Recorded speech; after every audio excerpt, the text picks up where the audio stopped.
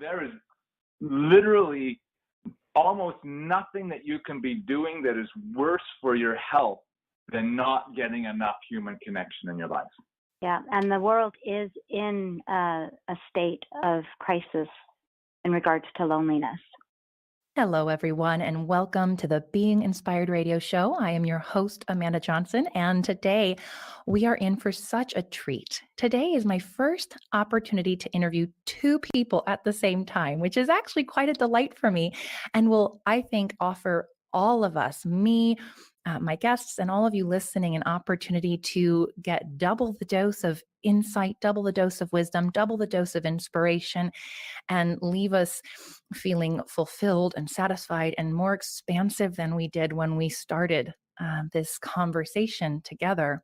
And I love how my life continues to unfold in a way where I get to meet new people who are doing their work in the world, where they are inspiring others, where they are connecting with others, where they are using their gifts to impact and influence others in a really positive way.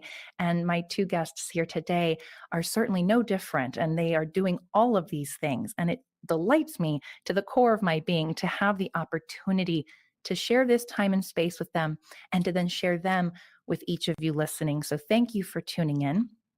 We are going to be talking about connection today with my guests, and you're going to find out very shortly why these are the experts on connection. My guests are Michelle Falcone and Rnold Smith. And Michelle is a life and business coach who believes in the potential of every human being and is committed to helping those she works with to obtain a life they love. Michelle is expertly trained in the areas of self-awareness, relationships, and shadow work. As an entrepreneur, she has built several successful businesses on the foundation of strong relationships and empowering others. Above all else, Michelle is a proud mother and a divine feminine leader on a mission to make a difference in the world. And Rnold Smith is an entrepreneur, speaker, writer, and consultant who specializes in behavior transformation. As an entrepreneur, he focuses on solving complex problems with simple solutions. Although he has over 20 years of experience helping businesses grow, his happy marriage and 2 daughters are his greatest source of pride. Now, Michelle and Rnold's most recent project together involves the development of the Connection app, an app designed to help people develop healthy relationship habits, leading to a greater trust and intimacy in their lives. The Connection habits are the result of years of research and testing and aim to help busy people stay emotionally connected despite the unreasonable demands that modern society places on us. So, Michelle and Rnold, welcome to the show. Thank you, Amanda. Thanks, Amanda. Great introduction. Well, I didn't have to write it, luckily, so I get to read it. But thank you, I appreciate it.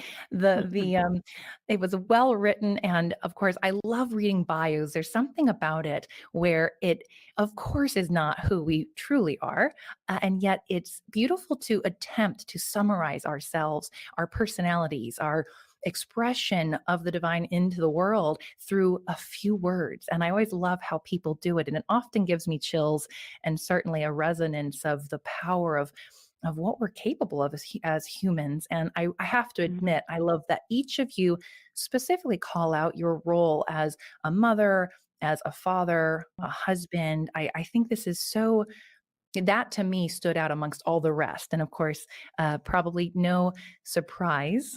And definitely no coincidence, I'm sure, based on what we're about to talk about. So I love starting every one of my episodes, and those who've listened know this, and those new to the show, I read a passage or a quote from a book that I have found useful on my own journey. And I find something that speaks to whatever the theme or concept is that I will be speaking about with my guests. And knowing that Michelle and Rnold have recently created this, the app, the Connection app, of course, connecting is a very important thing, and what we're going to be digging into today. And so when I was thinking of what book I would reference, I found actually a book I'm currently reading. Most of the books I referenced I've read in the past, but this is a book I'm currently reading called Living an Examined Life by James Hollis. And I think this was it so well expresses what we desire as humans and also points to where we are in our modern day. And I think this passage is full of nuggets of inspiration for our guests to share their thoughts on this topic or on this theme. So I'm going to ask everyone listening to tune in and be present for these words by James Hollis. If you've read the book or if you choose to read the book, he has a certain way of speaking. And for me, I have to sometimes even look up what the words mean. I tried to pick a passage that doesn't have too many of those in it, but do your best to absorb what he's saying. And then I will ask Michelle and or Rnold, if one of you feels compelled to speak first, or if you both want to respond, what not simultaneously, please. That might be difficult for our. Feel free to both respond, or only one of you. What that quote means to you, or what this quote brings up for you, or what it sparks in you. And so here's this passage from Living an Examined Life. There is something in all of us that longs for a bigger picture. Something in us wishes for connection, wishes to reframe the trivial in our daily lives, the pettiness with which most of our systems operate. If we look thoughtfully at the enterprise we call the great religions, with their rich anthologies of wisdom, their timeless stories, and their insights into the permutations of the human soul, we can still draw much that is useful in this wired world in which we swim. Beautiful. So there's a lot in that quote, but a few of the pieces stood out to me in terms of the wishing for connection and that there is something that we desire. And yet we're in this wired world, as James Hollis calls it. So, Michelle, Rnold, what does that quote say to you? Well, I will speak first to this, Amanda. What came up for me right away was just the distraction of modern life, that it is, getting in the way of us connecting with our inner true self, where that source is, that source of energy and power and love is, that fuels us all. And that, that is where our greatest power is, tuning in and connecting with that part of ourselves. And we just, we've lost it a bit just due to the way modern life is and all of our responsibilities, our commitments, our to-do lists keep us distracted from making that time to connect with that part of ourselves. Yeah. There's a couple of things that came up for me. One was, like what prevents us from connecting. And the other was when, towards the end of the quote, was the idea that these great religions have something to offer. And that really at its root, so much of the world and our lives revolves around bringing people together, this really basic need of actually being with another human, being together. And, literally we've created our entire society to facilitate that. And, these religions have endured because that's what they deliver. They bring people together. They give us some space to let go of the to-do lists and the demands, as Michelle was saying, and really just it's a time to reflect and to be in the presence of our spirit. And it's amazing how society today, there's a big missing for a lot of people with that. And it's challenging. Rnold and I really are, wanting everyone to be clear that it's not, it's not your fault. It's really challenging living in this modern day life, and with the way things are, to make the time. I would love to. So, what I love both of your responses, and I actually love how you each offered us something, both being true. Michelle, speaking, what I heard you say is pointing us back to that connection with ourself, our true self, our true nature. I might call it the Mm-hmm. divine. Rnold, you referred to our spirit. I think we can point to that being one and the same. And then there's also, we are humans and we are here to connect with others. Both are needed. And I see both as being essential. And I love that you each pointed to one of them. And it's interesting because as both of you were speaking, a few of the other books that one of the other books I had thought of referencing is the Celestine Prophecy. And it said something that also, Michelle, what you said reminded me of. Equally, as I was sitting here and then you were talking, Rnold, there was another quote from Living an Examined Life that also does talk about that, the idea that we, throughout history as humans, we've had all these different ways of being more connected, in terms of tribal, our going back to where we were part of tribes, and to your point, Mm-hmm. religions have helped sustain that, we have endured because of that. But we've lost a lot of that in our modern day. We don't have, and I'm thinking of the fences that now go up between houses, and I don't even know my own neighbor, right? And that desire to connect with others. So let me see if I can connect with both of you had said into a question, because this is always fun for me. I often have so many directions we can go, but I'm curious.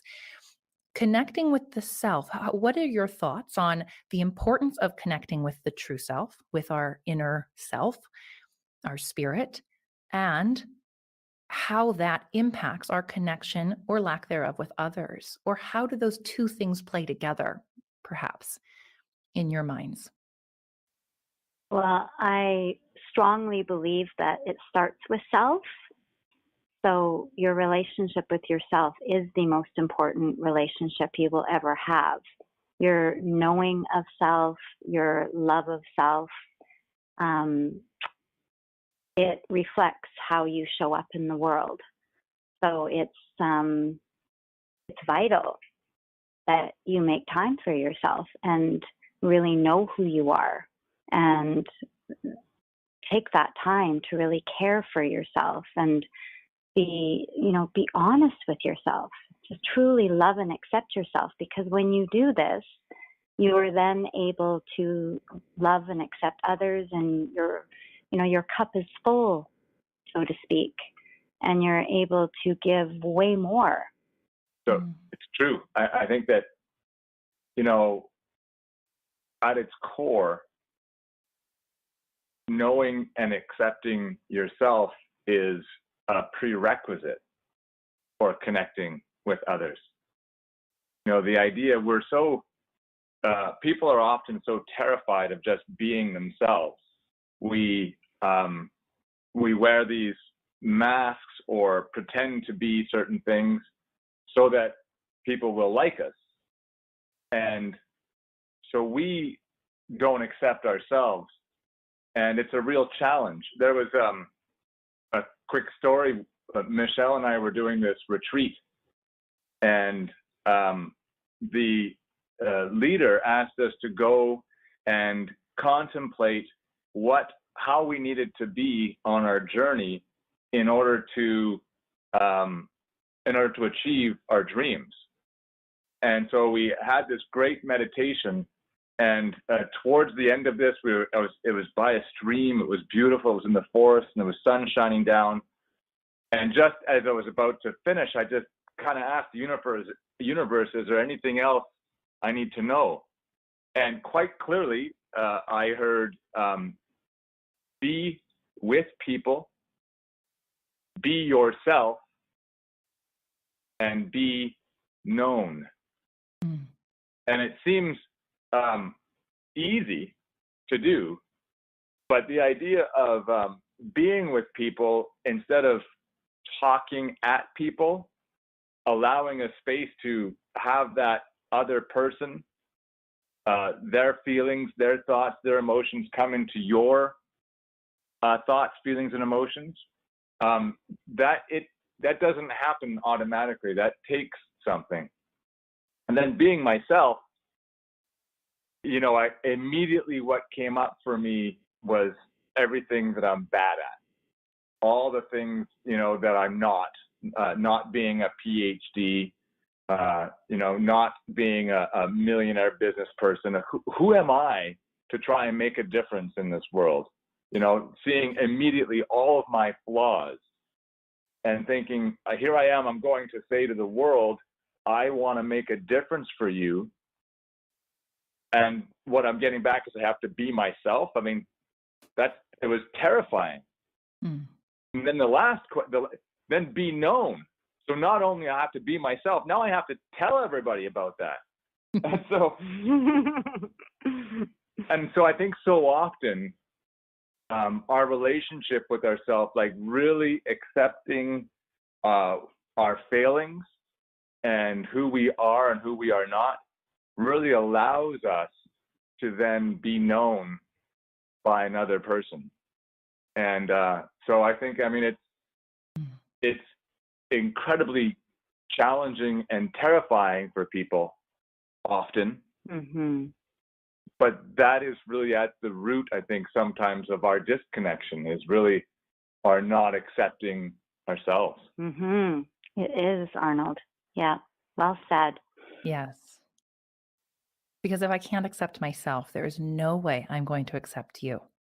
And there was another quote I had read from another book where we talk about this idea that, and then equally, if I'm judging myself, I'm going to judge you. I'm going to think that, you know, I can't believe I'm with somebody who does X, Y, or Z.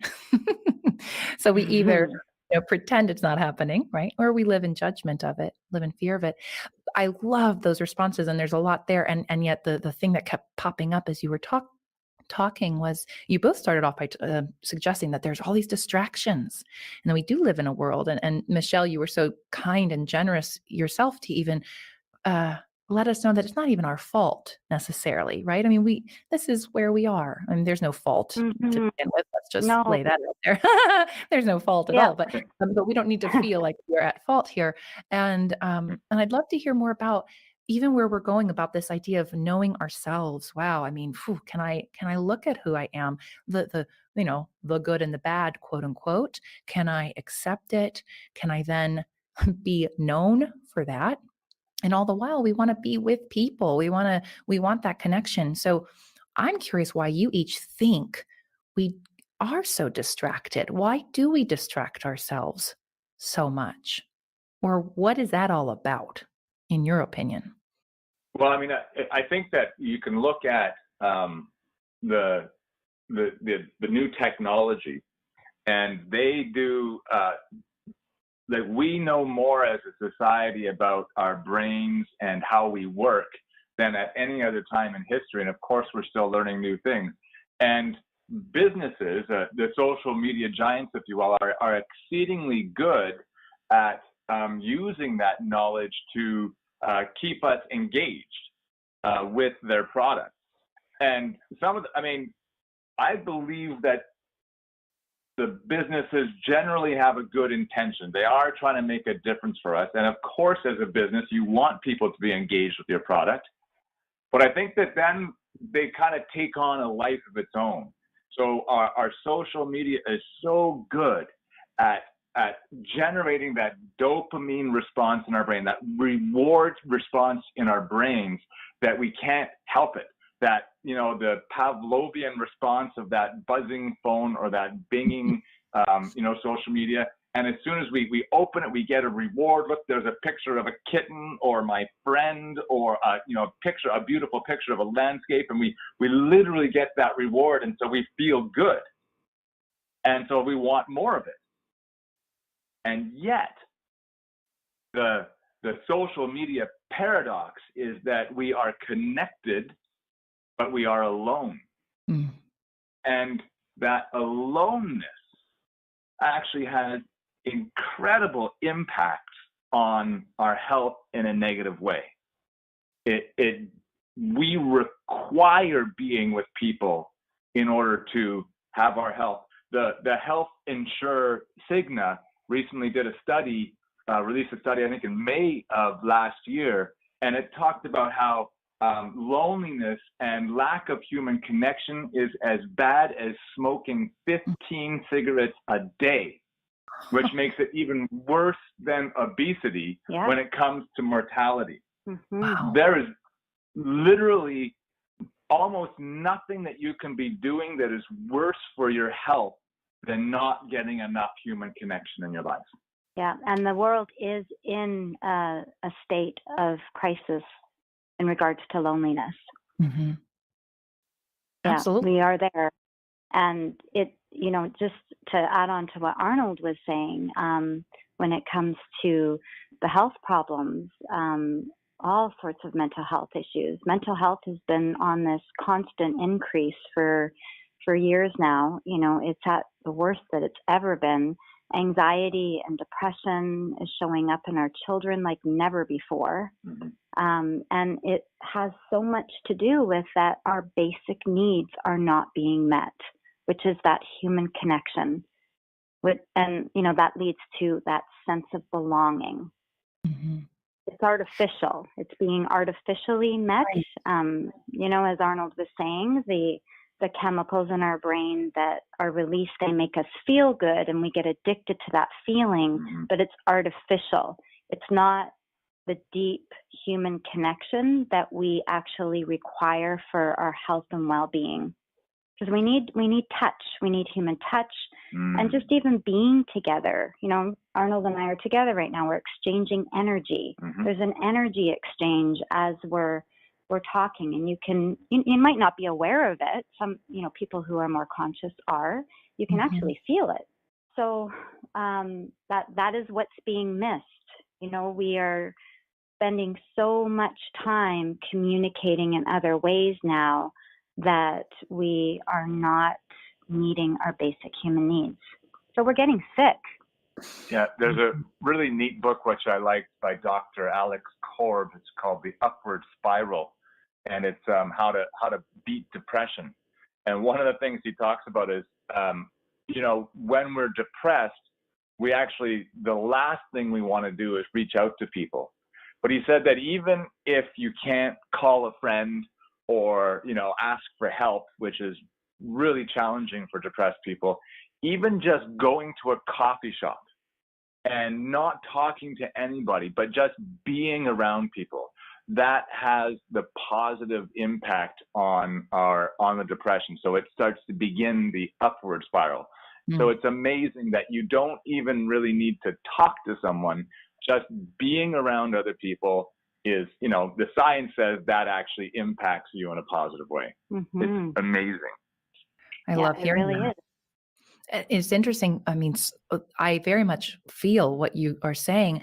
I've now had an opportunity to do a few of these podcast interviews in person.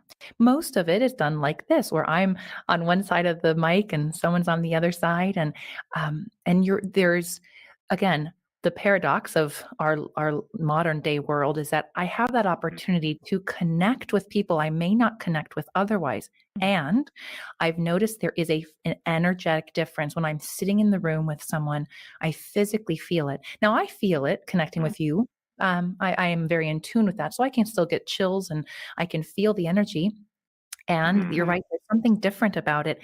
And I love that you're highlighting that sometimes it's simply being around people. And I now understand why I love to sit and work in coffee shops. I don't have to talk to a single person, but I love to be there. I love to be in that energy. And I've always said it that way, but I didn't really know it was actually doing me good, well-being, helping my well-being. It's so sad to me that I think you're right. We've gotten so far away from our basic needs. And I love, Michelle, how you said we're artificially giving it to ourselves through this technology, because I think that is often the argument that I will hear people say is, yes, but social media is great because we can still connect, or I'm connecting with people I wouldn't have otherwise.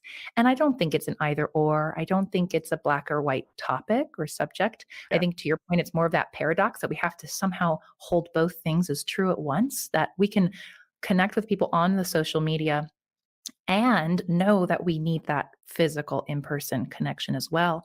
Now, the Yes. question that was coming up for me is knowing that you two are utilizing the technology, right? Your project is on a technological platform, right? Using our smartphones, our apps, right, to connect. Mm-hmm. Can you talk about that, in terms of how you are able to hold both of those things simultaneously, or what is the advantage to the technological platform to improve in-person connection? The thing is that we just know that we're not going to change this. It's here forever, and it's only going to get more. So we're meeting people where they're at. Mm. Yeah, and we like to say that instead of using technology to distract you from what is important, we're using technology to undistract you or to help you focus on what is important. So although we have an app, we're not encouraging you to connect digitally. We're encouraging you to develop the habits of connecting with people in your life and really defining that in specific ways, based on the research we've done. What are the actions that are proven to really create that physiological response of positivity? The serotonin and the oxytocin and the leveling of your energy and all the things that make us feel healthy. What are the things that are easy to do in real person, and then helping you to use that technology to remind you to do that. Mm-hmm. Mm-hmm. So when you're on the Connection app, Amanda, it's actually designed to have you take action to be with somebody in person. Mm-hmm. It will direct you to take an action step that you're actually connecting with somebody face to face, not just connecting through the technology. I love that. So what have you guys noticed in your own lives in this research that has led to this incredible technology, use of technology, I should say, to develop greater connection? What have you guys learned about, again, we started talking about it just a moment ago in terms of, even with the upward spiral, et cetera. What is it that you've learned about the importance of connection and how to get more of it? Or how have you been doing something actively to have more of it? I'm even curious. Okay, see, I like asking lots of questions so that you get to choose. So bear with me here because I want to know so many things, but I'd love to know more about that in terms of your own. How do you connect? What does that look like? How does the importance of connection in your life, how does that look? Also, I'm a little curious as to what even brought you to this. And I'll offer, because I often notice that we teach what we're here to learn, or we offer solutions for the problems we have. And so I'm curious what your journeys were to then deciding or determining that this is something that needs to be solved. So, I'll start with my journey. I was at a place in my life about 10 years ago that I was feeling very disconnected. And I found it to be very scary. I had been married for 12 years and built a successful business, had 2 beautiful girls, this amazing life. I co-created this, everything that I ever wanted, and I would say achieved all of my goals, the goals that my former husband and I had created together. And it was really like this wake up to, oh my goodness, I have all this, but I don't feel right. I don't feel content. There was just something really missing. So that, and how that was showing up for me is I was starting to feel anxious, and I was never an anxious person. That wasn't something that I was ever challenged with. So I knew that it was myself trying to tell me something. Our body always knows, and if we listen, it will guide us. So that led me to looking for answers. I started seeing a psychologist. I thought maybe I was having a midlife crisis. I, really didn't know what was happening.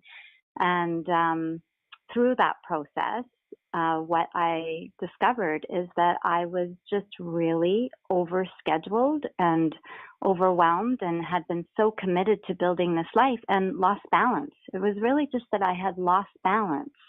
And myself knew this, and I had to find my way back to it. So for me, my experience, it meant making a lot of changes in my life. I actually just changed really everything. I left my former husband and left the business, and my girls and I changed communities, stayed, within distance. My former husband and I actually have a great friendship. It took a year or two to get to that, but we, really did realize it was for the best. However, what I did, Amanda, is I found myself again and really saw that I had just lost myself in building this life and motherhood and as a business owner. And, there was just so much that I had put before me. And what my learning is that I had to really practice self-love and learn to put myself first, and then everything else would be better. And what it was the disconnection, right? It was the disconnect from what really mattered. I was in this place of people pleasing and giving outward that I wasn't honoring and respecting, really honoring and respecting what really mattered most. Yeah, I just felt so, what's the word that it was almost like I was being controlled by all these external things that I had created in my life. Mm-hmm. I was allowing them to control me. Mm-hmm. Before I let Rnold respond to that very long, convoluted question I asked a moment ago, good luck if you can remember what it was. Michelle, I would love to respond to what you said there, which was this, to the point of the disconnection from ourself, and how sometimes in order to reconnect with that, it may mean that we disconnect from others for a time. And so I love that paradox as well, that sometimes we can distract ourselves from connecting with others. Equally, we can distract ourselves connecting with others by, doing that, and then distract ourselves from connecting with ourselves. So I think of the person who might, and I probably was in this category for many years, constantly in relationship, hanging out with friends, going out to places, and not being with myself. And so I think the distraction can go both ways. And that's something I simply want to highlight for listeners to say, be curious about where that distraction is for you. Are you distracting yourself from connecting with yourself? Are you distracting yourself from connecting with others? Because I think we can do it. We can do both, sometimes simultaneously and sometimes not. So beautiful story. And thank you for sharing that and allowing us to see that for you on your path, the disconnection started with yourself. And then once that was rebuilt or reestablished, now the connection with others can be done, right, in a new way, I imagine, in a more powerful way. Oh my goodness, it changed my life. Mm-hmm. Yeah. Rnold? So I think I'm answering the question, why is this important, or what is the history that made us or me want to do this? And it really comes from trying to answer the question, how does a person live the life of their dreams? Or as what Michelle said, what matters most? When I was 9 years old, my father took his own life. And of course, that set me on a path of sadness and, hardship, if you will. Mm-hmm. And then when I was 17, my mom was diagnosed with cancer, and she passed away shortly thereafter. And so here I was on my 19th birthday with no parents, and obviously incredibly sad. And I felt like, what's the point? Like, life had dealt me some pretty rough blows, and so I was kind of thinking that maybe it wasn't worth it. And then I had this realization that all my ancestors, all the people that had ever lived, had gone through what they'd gone through so that I could be here. So they lived, and they whatever they had to do, generations and generations. And so here I was.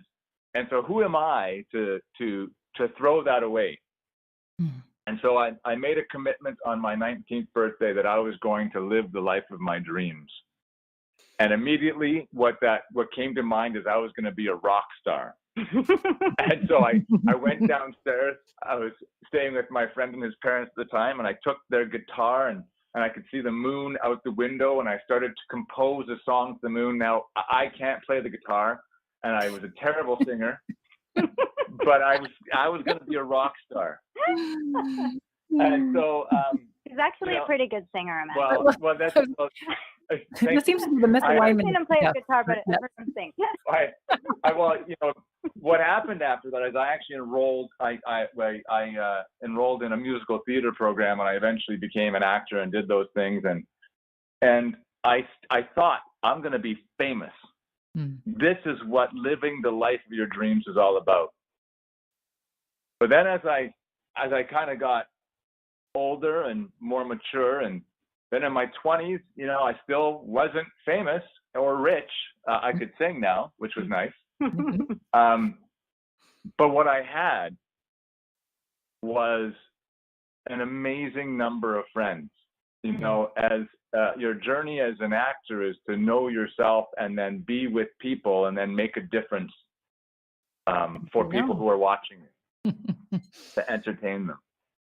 And so I really got in my 20s the incredible wealth that friendships are. And so in my journey, the living the life of my dreams first started with learning to love myself, because I had issues. And then it was seeing that I had a life full of friends and people who loved me. And then so money became much less important. And then I met my wife, and we got married in 2005. And I was so happy. And I thought, man, like, everybody needs to be this happy. Like, and then I'd look around, and people had relationships, and they'd be like, "How's it going?" And be like, "Okay." I'd be like, "What do you mean, okay? It's so great. This is it. You could be so happy." And so in 2006, I was going to create a program. I called it the Honeymoon Project, and I was going to get guys to just do things that would make their wives love them more, and they would experience this love, and then they would be as happy as I was. And it just fell on its. I had like 10 people do something for a couple of weeks, and but this idea of making that difference in the world never went away. And I'm happily married for 13 years now, and my marriage is a constant source of joy and support. And I really wanted to understand, like, what is that creates that? Am I doing something special? Like, I wanted to try and cultivate. Like, I don't want to say I'm an expert at relationships, but I wanted to have people have that and be more loving. The message we want to give the world is be more loving. But the problem is that, what does that mean? Like, how do you do that? Well, as you're sharing your story, what I'm really hearing, Rnold, it was because you got to that place of really accepting yourself and knowing who you were. That was that aha moment for you of, oh my God, like, everybody needs to feel this, because it enabled you to be able to love at that level, right? And just really feel, it opened you up. It opened you up so that you could feel and connect with Melanie, that's his wife, Melanie, at that level. And I love that. And I love that you each have different journeys, and that you each have your different experiences to say, this is why connection matters, and this is why it's important. And you took two very different paths to get to that. Oh, yeah. As we all do, right? And we all have our own paths to the same truths. And I like that I really appreciate that we're talking with someone who's, 13 years married and another who had a similar length marriage that has since come to completion, right? And that's not what's important. What I'm hearing is the importance of connection with yourself, loving Yeah. yourself, accepting Well, yourself. and I would like to share that by making the changes that I did, my former husband, he's the father of my children. We have a great relationship. Mm-hmm. It's a very loving Mm-hmm. relationship, and he has even grown and come to this place of more acceptance of self from these changes taking place. So, yeah, I love like that. you were saying earlier, Amanda, sometimes you need to remove yourself or let go of things in order for the evolution to happen. Mm. And for others, we get to find our mate, our partner, once we're in that place already, right? Or from that place. And so there's a different Yes. dynamic there. And again, I think it's powerful and beautiful and inspiring that you each have your own. And then everyone listening has their own and might take something from each one of yours that really resonates. And I love that. And Rnold, I do want to say there was, thank you again for you sharing your vulnerable journey. And isn't it interesting that, I've now heard you twice on this show say, who am I? Once when it was, well, who am I to not keep going, right? Because look who came before me. And then another time in your life, who am I to be seen and be known and make a difference? And I love that because, again, to me, life is a paradox. And we're all going to encounter probably in some way our own version of both of those questions, right? Who am I not to be here? And who am I to be here? And it's coming to some peace with that in our journey that I think that's where we can be known. And that starts with what I think both of you have what you both have said is to really see that by loving ourselves. So connecting to ourselves.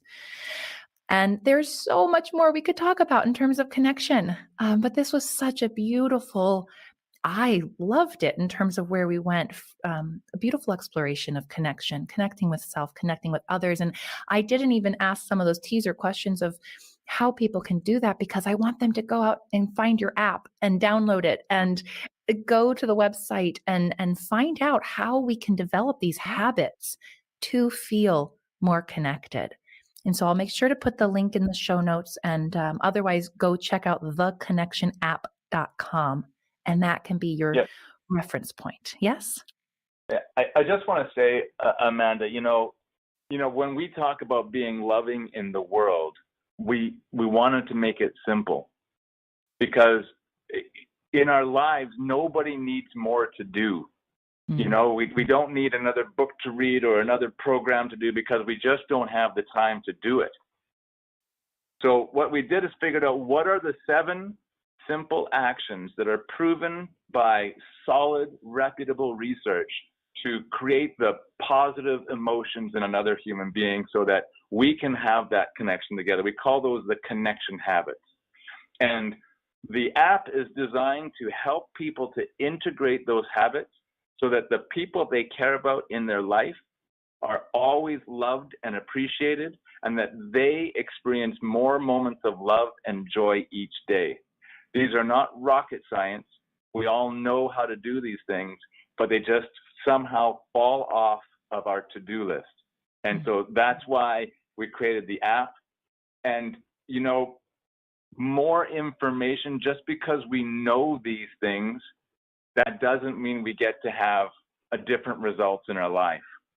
I spent a lot of years trying to understand how do you change your results in your life. Feeling like I was a broken person from losing my parents so young, to how do you go from that place to a place where you are productive and effective? And I can't tell you how many times I thought I'd found the book or I'd done the course that was going to make the difference, only to have be basically where I was, months later. And so what we learned is that what it comes down to is what our habits are, what we do daily. The FM Alexander, who created the Alexander technique, which is big among actors, he said, you don't create the results in your life, you create your habits, and your habits create your results. And I think that is such an important message. And, you know, the other thing is it's really hard to change our habits. Mm-hmm. People fail at it so often. You know, the New Year's resolution, I'm sure people have experienced it right now, where they do it for a few weeks and then it falls off and then they're right back where they were. It's one of the hardest things to do, which is why our app is 100% focused on helping people form healthy habits. And the habit we want people to form is loving each other. I love that so much. And I believe, if I'm not mistaken, then there's also the solo version to then help us love ourselves as well, correct? To build those habits. Yes. Mm-hmm. Yes. Yeah. There's a couples version, which is intended to help people who are in a relationship to connect. So really to work on the relationship and enhance their connection. And people who like really love connection, are already really connected, they love this because it's just a really fun, another way for them to do that. Mm-hmm. And the solo version is really, I mean, you can do that with the friends in your life. You can do that with your kids or your parents or your grandparents. It's just that reminder system to really reach out and connect with the people who are important to you.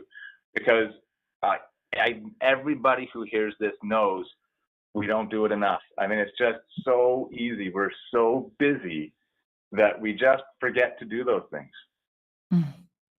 I love it. And again, going back to what you said earlier, it's that when we give that, we are feeling and experiencing it ourselves. And I think that's so key. And to everyone listening, that that's why these things are so important, you know, whether or not you're in a relationship, right? But we all can feel more connected to ourselves first and then to others. So please go check out this app. Again, I'll put the link in the show notes, or go to theconnectionapp.com to learn more, download it on your mobile device, and see if you can experience what Michelle and Rnold have been talking about in your own life. Because again, we all crave it.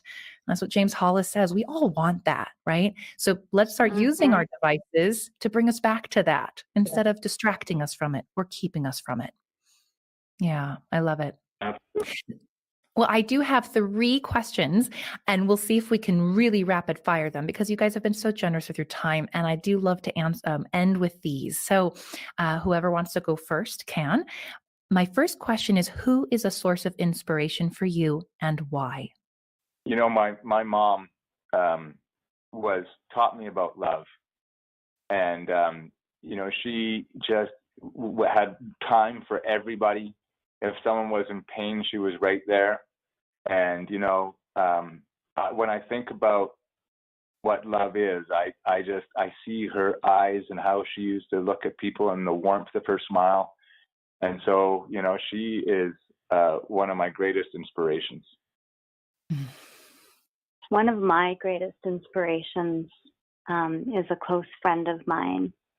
And she just is this beautiful human that is always willing to, you know, I see it as do what it takes. You know, she's just always willing to do what it takes, even though it might mean some hardship. It might mean, you know, going through some challenges, but she just always honors herself. And I've been blessed to have her in my life because you know, I've been able to learn and observe how by being this way, it just brings so much to your life, so much love, so much connection, just richness, just really brings meaning and fulfillment to your life. Yeah, and I just feel so blessed to have had her, you know, for many years now, because I feel that she's just been this, you know, lovely inspiration for me. Thank you both for those beautiful answers. And one thing I love about that question is how, as people answer, it's so clear to me how the source of your inspiration is a pure reflection of who you are, and the way you describe is what I sense in each of you, how you describe your sources of inspiration. And I love that so much. So thank you. I see both of you the way you described your inspirations in the world. Mm. My second question is, what place or activity most inspires you right now? Well, I absolutely love nature, and I love to run in nature. Yeah, so I do the two. And I would say activity-wise would be yoga and meditation. Mm. I just find in that space of meditation, I just love the level of connection and with myself and spiritually. It's how I start every day. Mm-hmm. And it just sets me up for the day. I love it. That's really good. I just really like playing with my kids. So I've got a 2-year-old and an 8-year-old, and the Awesome. 2-year-old, she likes it when I pick her up and fly, and she goes, more. And, I find that there's just, we talk about living the life of your dreams, and that those moments that you spend with your kids where they have that giggle, that laugh. Mm-hmm. And, I figure that's it, that's the, I don't know if it gets much better than that when you're surrounded or being bombarded with the giggles of children. Yeah. Oh, I So love amazing. it. Yes. Oh, and I love the diversity of the answers. So beautiful. Last question is a favorite book that has inspired you personally or spiritually. Oh, I have so many. That's a hard one. This is usually the one that stumps people. There's just so many to choose from. I really liked The Power of Habit by Charles Duhigg.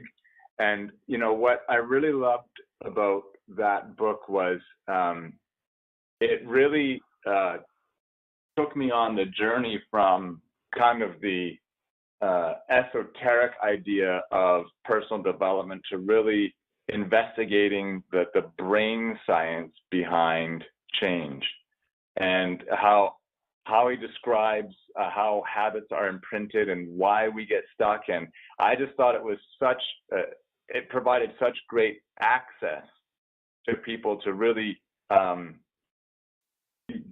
find a way to change, and that really kind of began my love for neuroscience and just absorbing everything there is to know about how our brains and bodies work, and so that I can use that in our work. But yeah, so I thought it was great that way. Yeah. Awesome. Thank you, Rnold. I have to say that Debbie Ford, Dark Side of the Light Chasers, that book really opened me up. And then it actually led me to practicing her beautiful body of work. And what it helped me see was that I wasn't accepting all of myself, the parts of myself that I didn't like or that I felt ashamed of, and the importance of me learning to accept them and love them and reclaim them so that I could be whole. Yes. And not that, just that book. I've read many of her books. Just Debbie Ford in general has been an incredible inspiration. I actually have to say it was her work that changed my life. Yeah. And she was the opening. Yeah. Definitely. Beautiful. Thank you so much. Well, this conversation certainly did not fail to leave me feeling uplifted, inspired, desiring more of what we talked about in terms of connecting more deeply with myself, more deeply with others, remembering the importance of it, remembering where it starts, and how when we give that, we are receiving that. And so again, for everyone listening, please go out and check out what Michelle and Rnold are up to. As I said, I'll put links to their website and how to get in contact with them, following them on social media. I know we said there's the paradox, but let's see if we can't use social media to encourage more of what we want in this world in a less artificial and a more meaningful way. And so I'll also say, if this episode resonated with you and you felt that inspiration, again, use the social media to be part of that ripple effect. Share it with a friend, like it, rate it, review it. I'm noticing that this podcast might be a hidden gem, and I'd love for it to be brought more into the light. And I think that can happen through all of us. I can't do it alone. I know that to be certain. Just like Michelle and Rnold can't do what they're doing and make the impact they are attempting to make alone either. So let's connect, let's work together and help spread these messages of love further into the world. So thank you all for tuning in, and a deep, sincere thank you to my guests, Michelle and Rnold. Thank you so much for having us, Amanda. You are such an excellent interviewer, and I just really appreciate what you're doing for the world and really bringing inspiring messages to the people. So thank you for what you do. Yes, thank you. Thank you so much. You are making a huge difference for so many. Well, I fully receive that. So thank you. And as you all go about your days, find a way to make a difference in your own world in some way. And until next time, peace and blessings.